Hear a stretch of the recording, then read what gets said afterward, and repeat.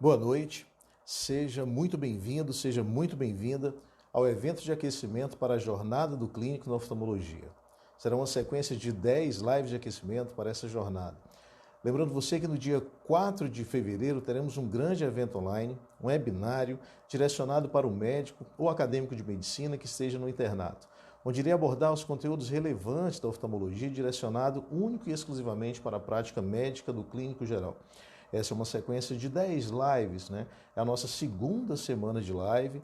O objetivo nesse canal aberto é divulgar o conhecimento, conversar com o colega médico, conversar com a população em geral também, e convidar o colega médico para esse evento online e gratuito, né? Lembrando, no dia 4 de fevereiro estaremos com o webinário A Jornada do Clínico na Oftalmologia. O tema da nossa live de hoje é o clínico versus a visão do paciente com síndrome de Down. É sempre um privilégio ter a oportunidade, né, de conversar sobre a síndrome de Down, sobre as trissomias, sobre doenças raras, né, às vezes um assunto pouco comentado, pouco discutido na academia, e conversar sobre esse tema, sobre o olhar da especialidade, é um grande privilégio, uma grande responsabilidade também. Quando nós falamos em trissomias, né, existem 3 trissomias que geralmente, né, esse tema, geralmente elas são listadas, né, quando falamos de trissomias, que é a trissomia do 18, que é a síndrome de Edwards, a trissomia de Patau, que é a trissomia do cromossomo 13, e a trissomia do cromossomo 21, né, que é a síndrome de Down, o tema da nossa live de hoje. Então, é uma grande oportunidade. Você que saiu da faculdade, né, na academia, você teve a disciplina passou pela GO, passou pela pediatria, trilhou o longo caminho da clínica médica, trilhou o longo caminho da clínica cirúrgica, né, passou pela urgência, passou pela emergência, e de repente você vai para o campo de batalha, você aceita o desafio e vai atender em uma cidade do interior, né? E você se depara com o primeiro desafio, a cruel realidade.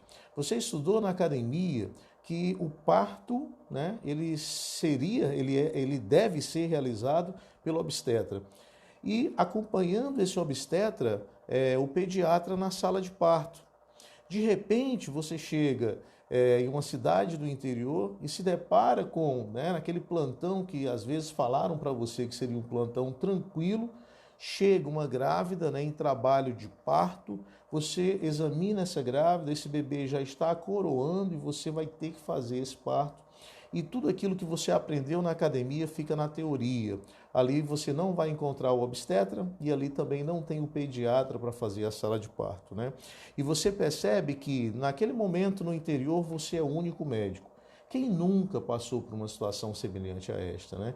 Quem nunca no campo de batalha, né? Você que já está aí recém-formado, você que está 2, 3, 4 anos, que atende na cidade no interior, você percebe que o especialista ali nem sempre ele está presente, ou então naquele momento realmente não tem ninguém naquela especialidade. E você é o médico, né, de toda aquela comunidade. E você que na academia estudou que a medicina era dividida, né? A medicina do idoso com o geriatra, a medicina da grávida, né? No obstetra, a medicina da mulher com o ginecologista, né? A medicina da criança, a pediatria. De repente você chega no interior e você descobre que você esses vários universos, né? Você tem todo o compromisso e a responsabilidade de conduzir, né, a saúde daquela comunidade, e que não existe especialidade ali, existe um médico e esse médico é você. E aí é o primeiro choque de realidade. Você, às vezes, tem que se deparar com uma situação onde não dá tempo de encaminhar, você vai ter que realizar esse parto. Se isso é verdade no parto, isso também é verdade no acompanhamento do desenvolvimento da criança. O ideal seria a presença do pediatra, né? Seria o consultório de pediatria, um ambulatório de pediatria, onde as crianças pudessem ter o seu desenvolvimento sob a supervisão de um profissional, os exames sendo realizados, né? E o estado nutricional, o desenvolvimento dessa criança sendo acompanhado pelo médico, pelo pediatra.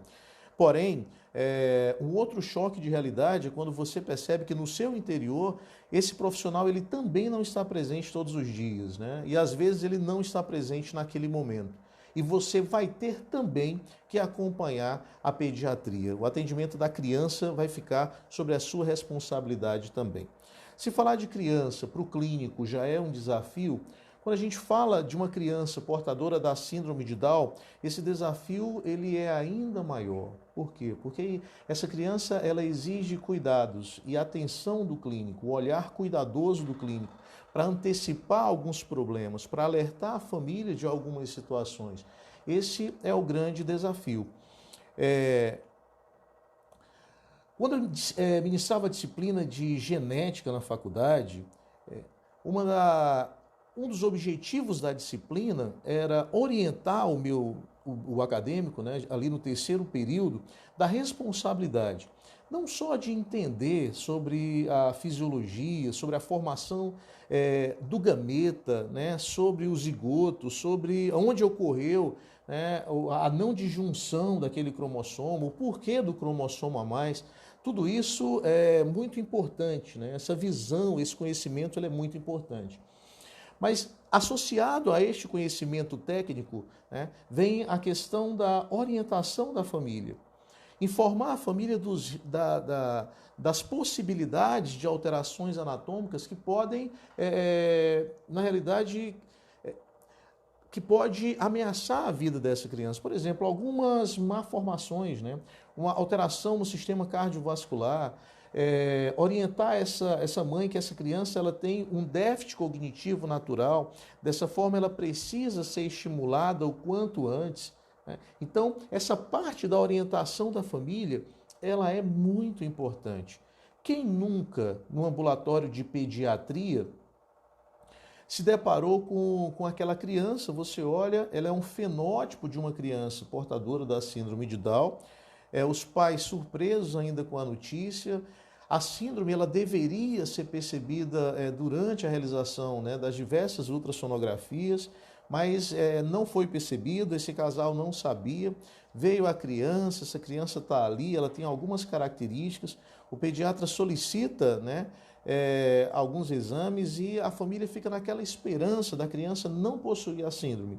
Quem nunca passou por uma situação semelhante a essa? Você olha para essa criança, ela tem todo o fenótipo de um portador da síndrome de Down, muito provavelmente ela terá, né, ela é uma portadora da síndrome de Down, mas a família, naquele primeiro momento, ainda tem a esperança, né, que essa criança não tenha a síndrome. Isso é muito comum no ambulatório de pediatria, né? Então, quem nunca passou por uma situação dessa? Aquela tristeza da família no primeiro momento, mas por outro lado, né, a compreensão, a aceitação, a proteção, né, o acolhimento que isso se transforma, isso é muito importante no decorrer do processo.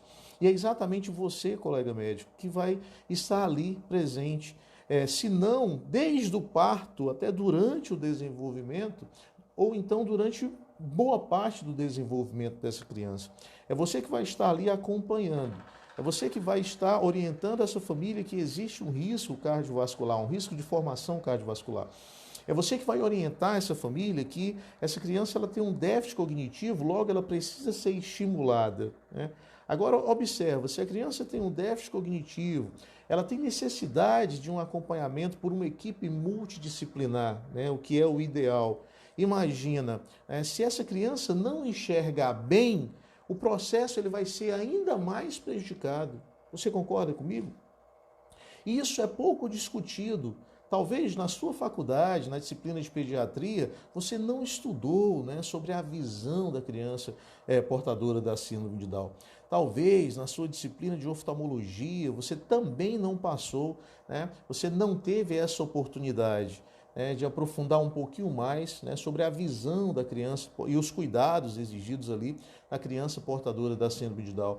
E acaba que hoje a internet nos proporciona essa troca de experiências, né, sobre o olhar da especialidade, reunir os colegas, falar sobre isso, nesse primeiro momento num ambiente aberto, né, em um outro momento em um ambiente fechado, lembrando que o objetivo dessa sequência de live é reunir os colegas, demonstrar, né, a especialidade, estreitar o laço da oftalmologia com o clínico, né?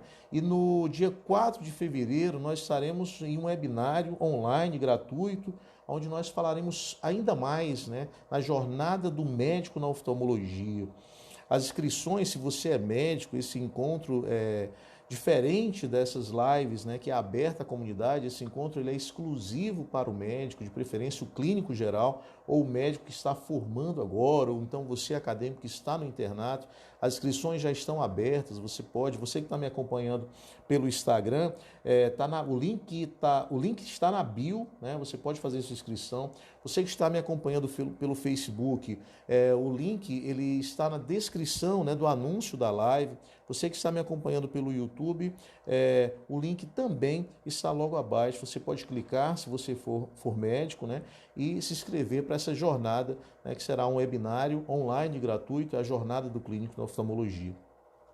Voltando para o nosso tema, então, às vezes você que é clínico, principalmente que atende numa cidade menor, talvez você fez o parto dessa criança, você que percebeu, né? Você solicitou alguns exames, percebeu que era um portador da síndrome de Down, e aí você precisa orientar essa família.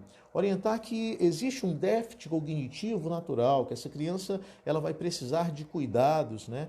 Orientar sobre a saúde visual dessa criança, ela precisa estar enxergando bem. Isso é fundamental para o desenvolvimento dessa criança.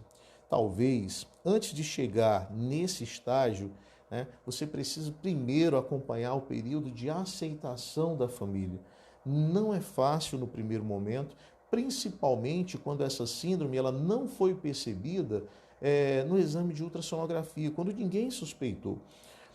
Você que está no campo de batalha, eu e você, nós sabemos a dificuldade, né, que às vezes algumas grávidas elas enfrentam para ter acesso a um exame de ultrassonografia. Não é fácil. O ideal seria, no mínimo, 3 exames. Às vezes você está atendendo no interior, principalmente você que está no pronto-socorro, às vezes está lá, chega no hospital, uma grávida, e ela, às vezes, por incrível que pareça, ela não fez nenhuma ultrassonografia. Isso não está muito distante da nossa realidade. Não é o ideal, infelizmente não é o correto, mas acontece. Então essa família, de repente, ela não imaginava e agora se depara com uma criança que tem uma trissomia.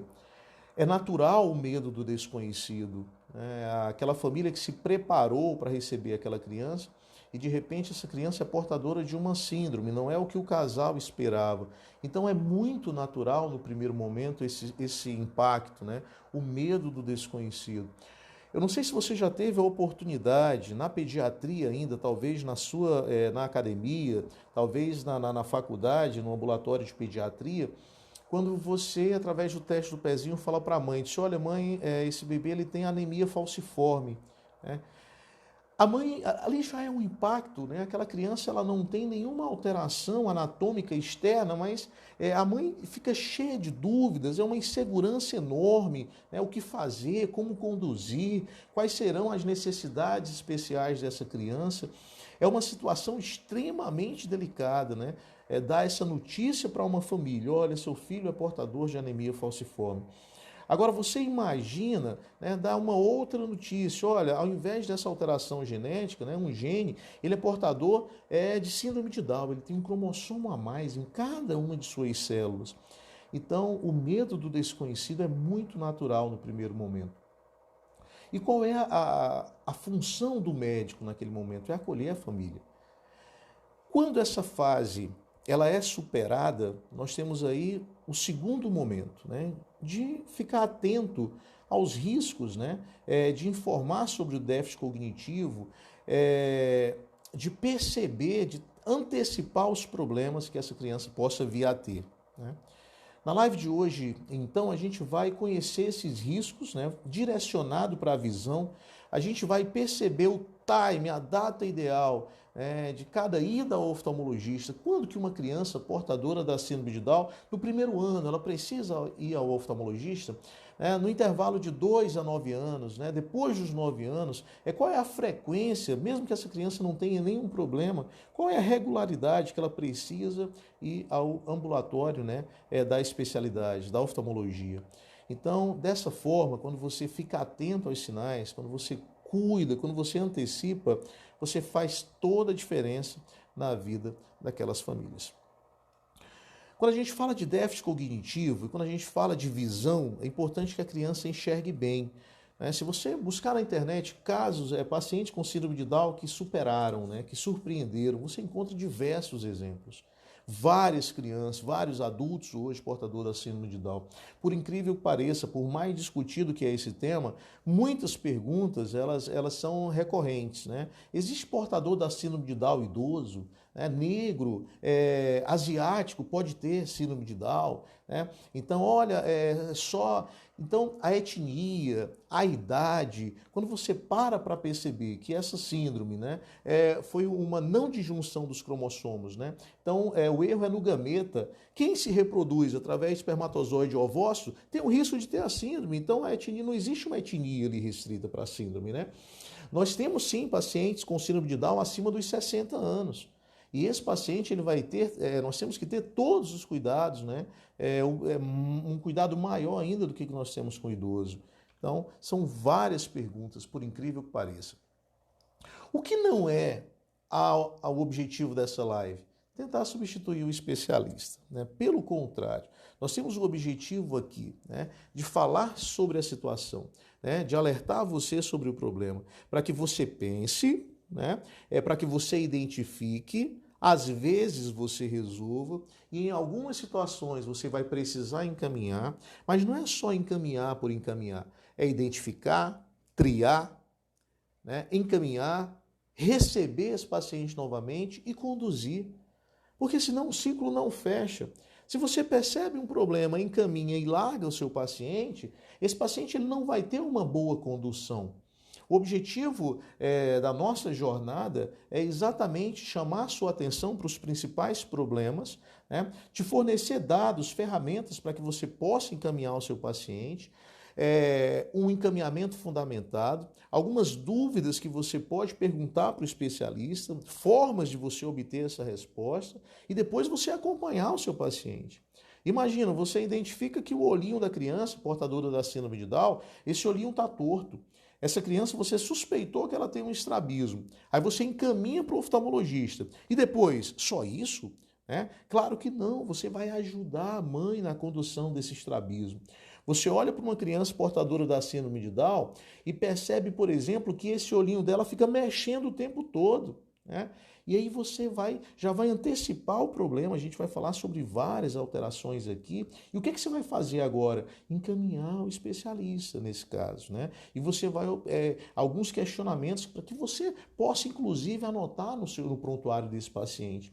Porque algum dia, se você deixar esse posto, por exemplo, o outro médico que chegar, ele já perceba a condução desse caso. Isso é muito importante. Oportunidade por oportunidade, um tópico aqui no meu slide, oportunidade de falar mais sobre a síndrome, mais sobre as doenças raras, orientar as famílias é muito importante, E um ponto que nós não comentamos até agora, mas você conscientizar essa família que, apesar da trissomia, essa família é muito privilegiada. Por quê? Porque ela tem o seu filho. Eu não sei se você recorda da disciplina de genética na academia, mas nas trissomias nós temos a trissomia do 18, a trissomia do 21, a trissomia do 13, síndrome de Edwards, síndrome de Patau, síndrome de Down. Quais dessas síndromes existe uma expectativa de vida? Apenas a síndrome de Down. Então, apesar dessa criança ela possuir uma trissomia, mas ela possui uma trissomia que ela vai ter condições de vida. Então, é um presente, é um privilégio. Isso é muito importante ser discutido com a família. Essa criança especial, um privilégio, isso é muito, muito importante. Quais seriam, então, as objeções do clínico? Ele fala, olha, eu não tenho nem pediatra aqui na minha comunidade, né, no meu posto de saúde, na minha unidade básica de saúde, quiçá um oftalmo. Então, essa é uma objeção muito comum. Eu não tenho um pediatra, né? Imagina um oftalmologista. Como é que eu vou conduzir um caso? Né? Como é que eu vou conduzir esse caso? Você pode conduzir preenchendo uma TFD, né? Encaminhando para o especialista. O serviço público ele tem as suas referências. Agora, você precisa identificar, você precisa pensar na situação, você precisa fundamentar o seu encaminhamento. Então, é uma forma de você ajudar essa família, percebendo esse paciente. Existem os times, né, os momentos que esse paciente ele precisa ir ao médico oftalmologista. Então, você precisa fundamentar o seu encaminhamento. É a primeira forma de você ajudar. Segundo, além de preencher o TFD, você precisa explicar para a família a necessidade dessa avaliação. E às vezes você pode se surpreender. A família sabendo que o paciente ele tem essa necessidade, às vezes ela consegue recursos próprios, né? E consegue a avaliação com o médico oftalmologista. Agora, quem vai ligar esse alerta? Quem vai sinalizar? Quem vai informar essa necessidade? É exatamente você. No seu consultório, você clínico, né? Que está acompanhando, né, o desenvolvimento dessa criança. Então, o que seria o incorreto? Não pensar. Né? Não pensar, logo não encaminhar, não levantar essa necessidade. A gente percebe que, às vezes, em várias situações, mesmo não tendo especialista, a Secretaria de Saúde, através da secretária, ela dá um jeito, né? Ela manda para o centro de referência, mas essa necessidade ela só aparece se você perceber a necessidade. Né? Senão esse paciente fica ali, ninguém nunca pediu, quem que vai adivinhar? Tem que partir de um ponto. E qual é o ponto pelo serviço público? É através da unidade básica de saúde. Então o erro seria você não olhar nos olhos do seu paciente, não avaliar a implantação dos cílios, não perceber um edema de pálpebra, não observar a conjuntiva, não perceber a integridade dessa córnea. E olha que nós não estamos falando de fundo de olho, nós não estamos falando aqui de uma situação onde você precisa de equipamentos, como por exemplo uma lâmpada de fenda e uma lente. O jeito correto, então, seria examinando, buscando, pensando, encaminhando, segurando na mão desse paciente, né? Encaminhando, acompanhando, administrando. Essa que seria a forma correta de conduzir esse caso. Qual seria, então, o primeiro passo? O primeiro passo é você mapear na sua comunidade quantos pacientes portadores da síndrome de Down. Esse é o primeiro passo. Ora, na minha comunidade, sobre a minha responsabilidade, quantos pacientes com essa síndrome? Se você identificar, o segundo passo seria, né, qual é a idade desse paciente? Quantas vezes ele já deveria ter sido avaliado pelo oftalmologista? E aí você começa a escrever uma história direcionada, né? E a partir daí você vai ter um leque de possibilidades. Imagina você, um paciente, por exemplo, de 12 anos, que ainda não passou por uma avaliação pelo médico oftalmologista. O que você vai fazer? Você vai fundamentar o seu encaminhamento, né? Você vai solicitar. E o que você vai perguntar para o especialista? Exatamente essa parte técnica que a gente, em um ambiente fechado, um ambiente restrito, a gente vai discutir. Algumas situações onde eu vou te mostrar alguns casos clínicos, vou te mostrar imagens, né? Vou te mostrar como que você deve conduzir, o que você precisa perguntar, como que deve ser o seu encaminhamento, essa parte mais direcionada a gente vai tratar no ambiente restrito. Então o primeiro passo é mapear. O segundo passo é observar a quantidade de consultas que esse paciente, né, já realizou com o especialista.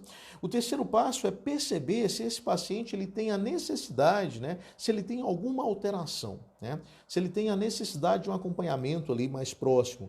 Às vezes, você vai perceber que em determinadas faixas etárias, se não existe problema ocular, o intervalo entre uma consulta e outra pode durar até 3 anos. De 3 em 3 anos, né, para observar essas alterações que é própria da síndrome. Tá? Então, se esse paciente, se ele tem uma necessidade a mais, é claro que esse intervalo ele vai diminuir. Esse paciente precisa ir mais vezes, né, um acompanhamento mais de perto. Então, isso é muito importante. Quais seriam, então, as principais alterações é do paciente portador da síndrome de Down. Olha, uma alteração muito comum é a obstrução do canal lacrimal. Não sei se você já teve a oportunidade de observar uma criança com obstrução do canal lacrimal, né? Você vai ver uma tumefação, você vai ver um edema, você vai ver uma hiperemia, um ponto, né? Esse canal lacrimal ele está obstruído. Então, essa é uma alteração muito comum, ela tende a ser mais comum em portadores da síndrome de Down.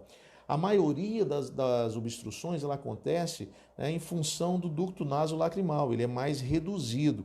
E na criança, entre 0 a 5 anos, você também tem um espessamento da mucosa nasal. Então, esses dois fatores, eles contribuem, né, para a obstrução do canal lacrimal.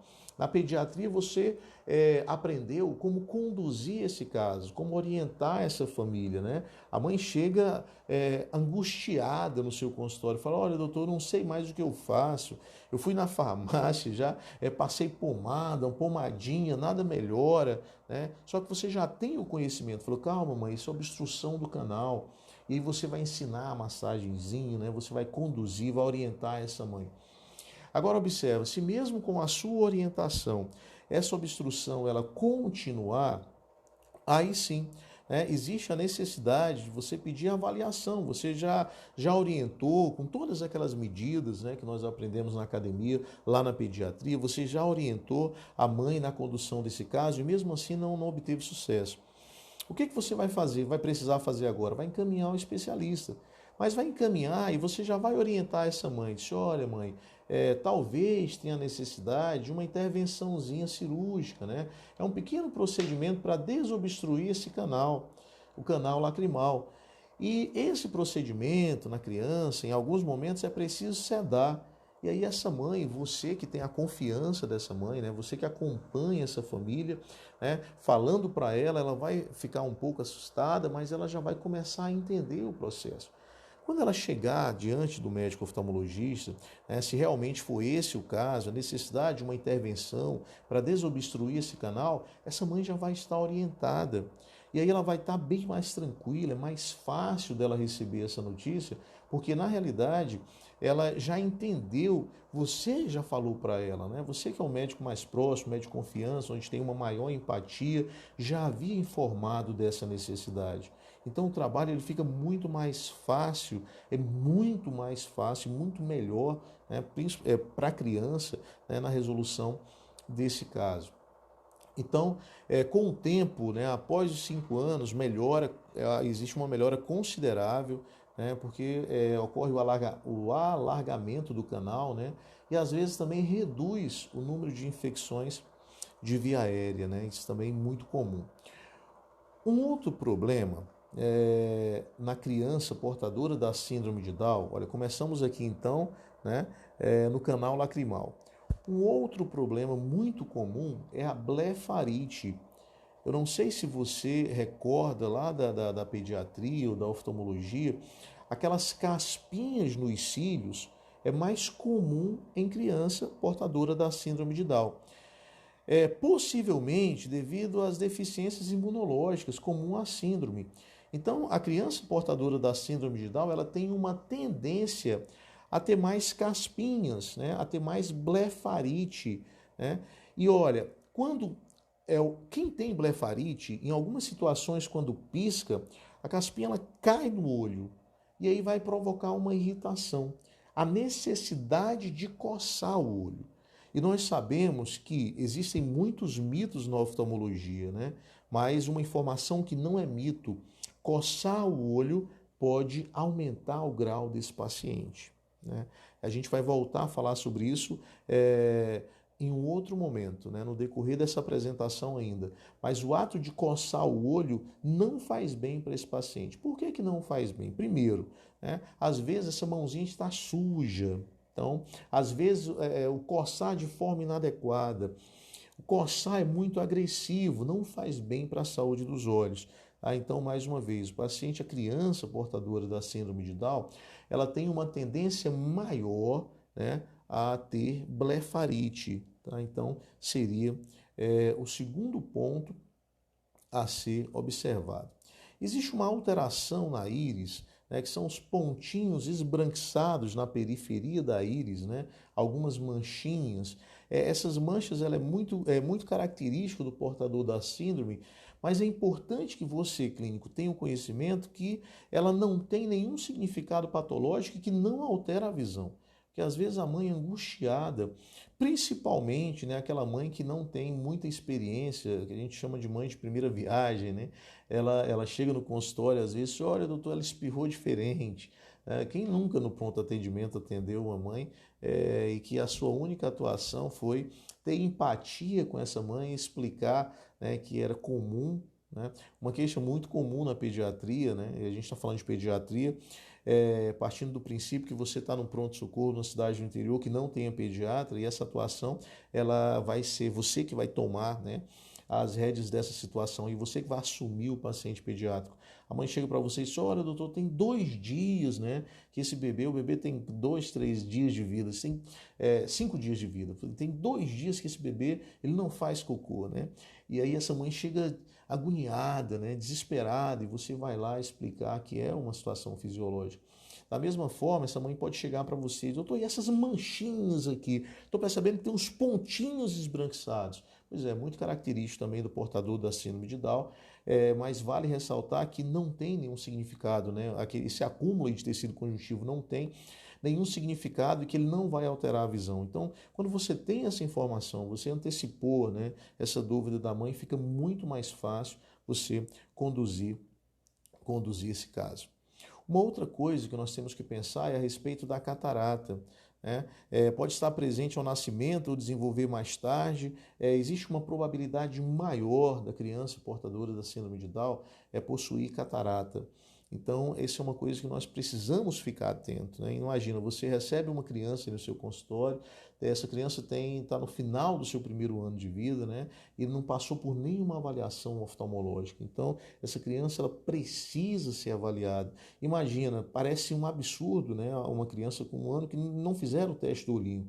Às vezes acontece, né? Então, às vezes existem essas situações. A criança tem a necessidade de uma avaliação com especialista, ela não teve essa oportunidade ainda. Ela precisa ser avaliada e você que vai ajudar essa família, orientando, né? E através, se não tiver um médico especialista, através da TFD.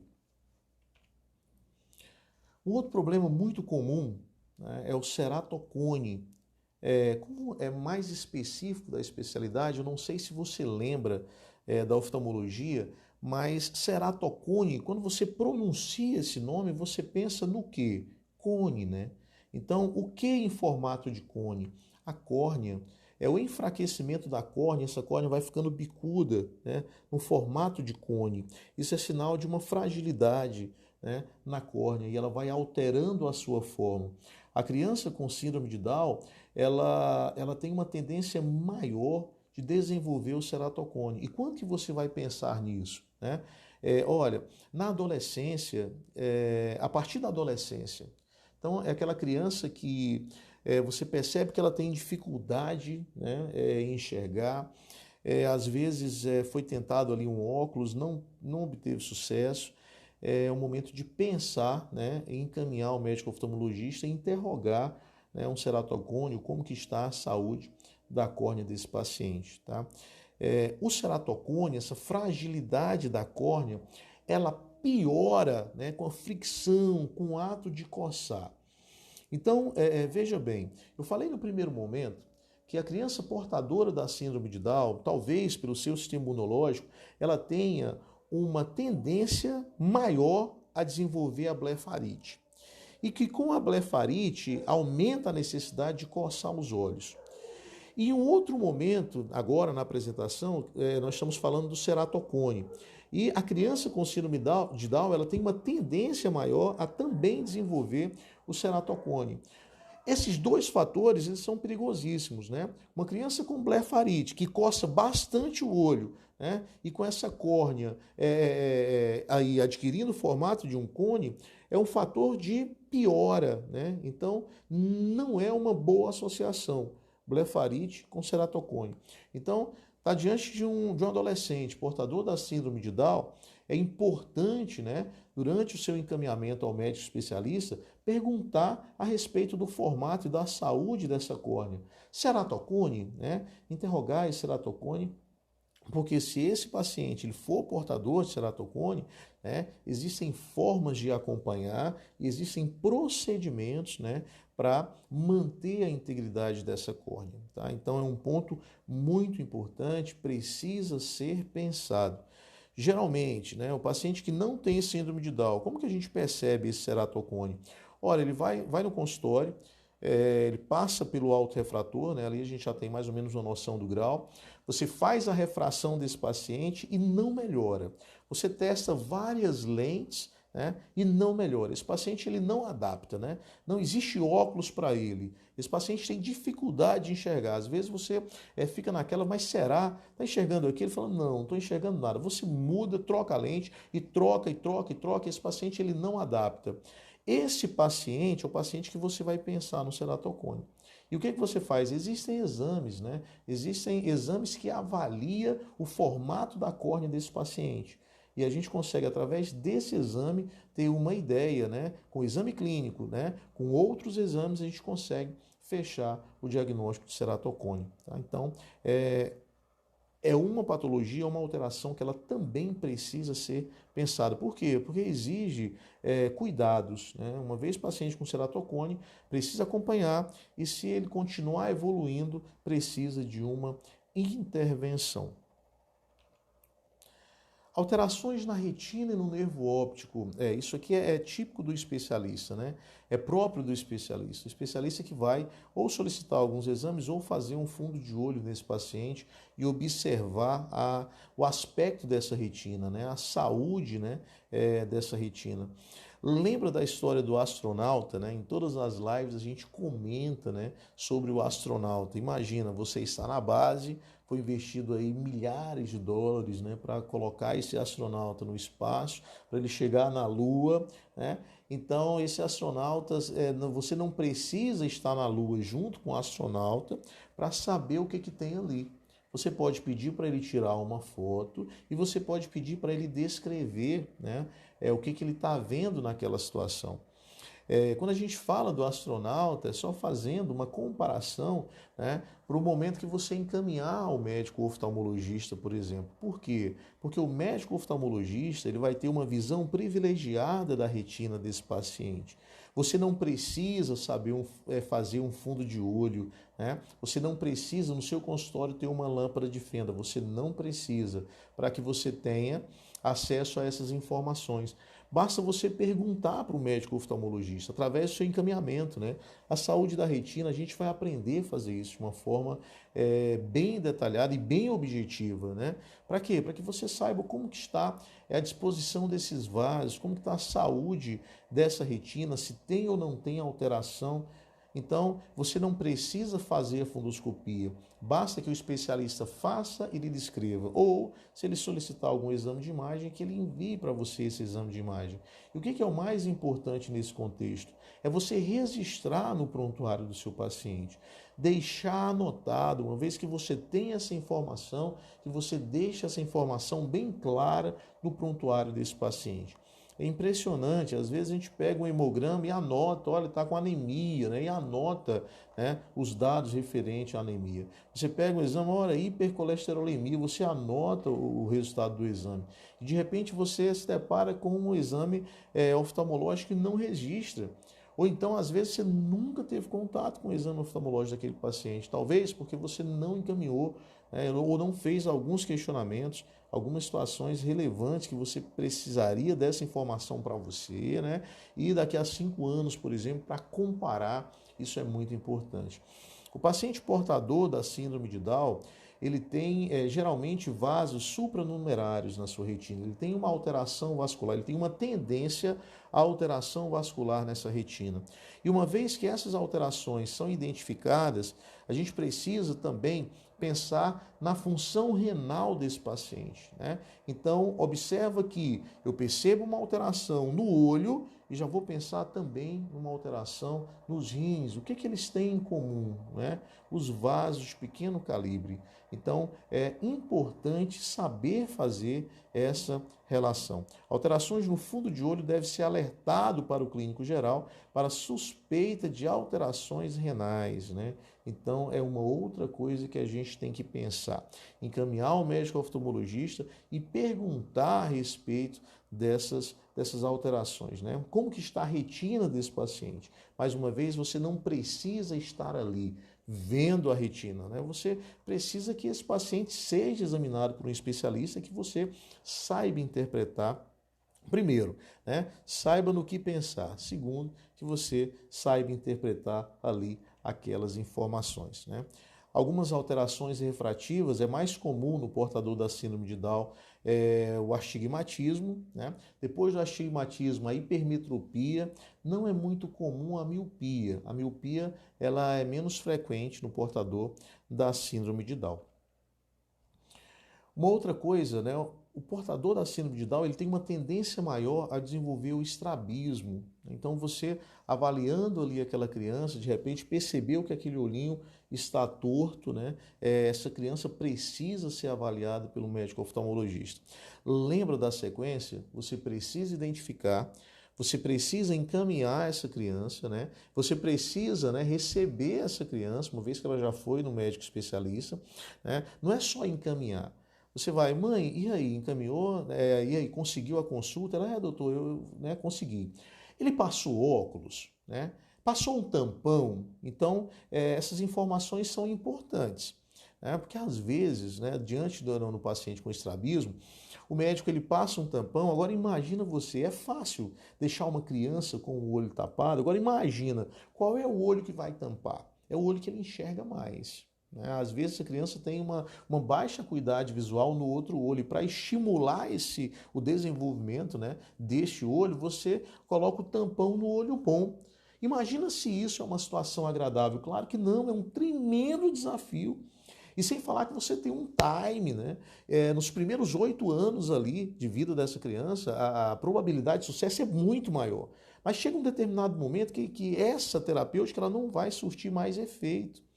Então, você tem que ficar atento a esse time. Às vezes você pega ali a criança com 6 anos, eu atendi uma criança esses dias com 6 anos, e o médico, ela só tinha, ela levou a criança tinha 3 anos quando foi ao oftalmologista, ele passou um tampão, ele não conseguiu usar o tampão e não voltou mais ao especialista. Ela retorna com a criança aos 6 anos.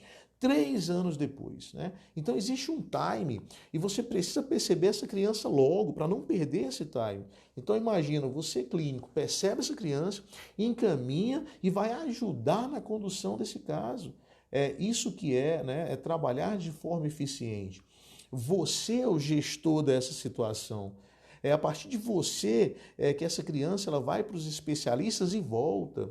É você que vai saber administrar, deixar bem registrado, porque se você em algum momento tiver que sair daquela unidade, mas você vai deixar muito bem encaminhado, né?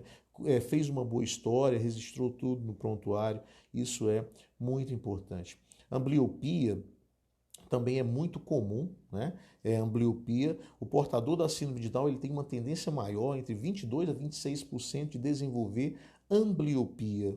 É um outro ponto que nós temos que ficar atentos. O portador da síndrome de Down ele tem uma tendência maior ao nistagmo. Eu não sei se você lembra, né? Essas oscilações rítmicas. Você olha, esse olhinho fica mexendo o tempo todo. Né? E ali exige cuidados especiais, né? Tanto portador da síndrome de Down como não portador da síndrome de Down, no nistagmo tem algumas orientações importantes. E você sabendo dessas orientações, você vai saber conduzir melhor o seu paciente. Né? É comum a criança com nistagmo colocar o livrinho um pouquinho mais próximo.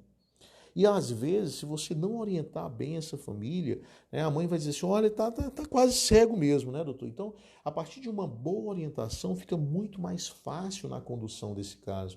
É óbvio que você vai encaminhar ao médico oftalmologista e vai esperar um retorno, né? Qual a orientação? Como conduzir esse caso? Quem tem nistagmo tem uma zona de bloqueio, é uma posição de cabeça onde ele tem melhor visão, né? Onde esse nistagmo está ali em menor intensidade. E até mesmo essa posição de cabeça, você precisa orientar muito bem a mãe. A posição dessa criança na sala de aula exige uma série de cuidados. E o portador da síndrome de Down, com todo o déficit cognitivo e com todas as dificuldades, ele ainda pode ter uma posição de cabeça onde ele enxergue um pouquinho melhor. Isso precisa ser muito bem orientado. Então, e a recomendação? Com qual frequência essa criança ela precisa ir ao médico oftalmologista, né? Então você recebeu essa criança, é um recém-nascido, quando que ela tem que ir a primeira vez, né? Então, de acordo com as diretrizes de atenção à pessoa com síndrome de Down, os bebês devem ser examinados, né? Quando recém-nascidos ainda no primeiro mês de vida. No primeiro mês de vida ele tem que passar pela primeira avaliação com o oftalmologista. Dos 6 anualmente, na realidade, dos 2 aos 10 anos, nesse intervalo, entre 2 a 10 anos, ele precisa ir uma vez, né, ao ano. Então, anualmente, criança que tem 2 anos precisa ir uma vez por ano. Isso nós estamos falando de crianças que não apresentam nenhum problema, né? É só no rastreio, pensando aí nas alterações, né, que essa criança pode ter. Entre os 10 aos 19 anos, né, como rastreio, essa criança precisa ser avaliada a cada 2 anos. Né?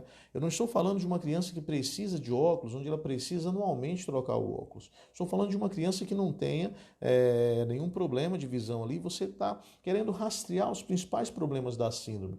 E a partir dos 19 anos, né, para rastreio dos problemas, né, relacionados à síndrome de Down, essa criança ela precisa ser avaliada a cada 3 anos. Agora, obviamente, caso, né, seja encontrado algum problema ocular, é óbvio que essa criança, essa frequência ela vai ser reduzida. Então, um recém-nascido, né, no primeiro mês de idade, ele precisa ter a primeira avaliação, isso no primeiro momento. Entre os 6 a 12 meses, ele vai precisar também passar por uma avaliação. Depois, dos 2 aos 10 anos, uma vez por ano. Dos 10 aos 19 anos, a cada 2 anos. Acima de 19 anos, a cada 3 anos. Isso para pensar nas principais alterações, né, relacionadas à síndrome. Erro de refração, catarata congênita, estrabismo, ambliopia, nistagmo, né? Essas que são as principais alterações. Então, espero ter contribuído, né, de alguma forma com a sua prática. Lembrando que essa é uma sequência de lives, é um esquenta para a jornada do clínico na oftalmologia, que vai acontecer no dia 4, né, 4 de fevereiro. O objetivo é falar para o clínico geral, né, estreitar esse laço, falar sobre as principais situações e como você vai identificar os problemas, saber quando pensar nas principais patologias relacionadas à especialidade, saber encaminhar esse paciente ao médico oftalmologista, receber esse paciente e ajudar na condução do caso. Todos ganhamos, né? Você ganha, né? O paciente ganha e esse paciente vai ser melhor assistido. Né? Fiquem com Deus, um excelente plantão e um forte abraço.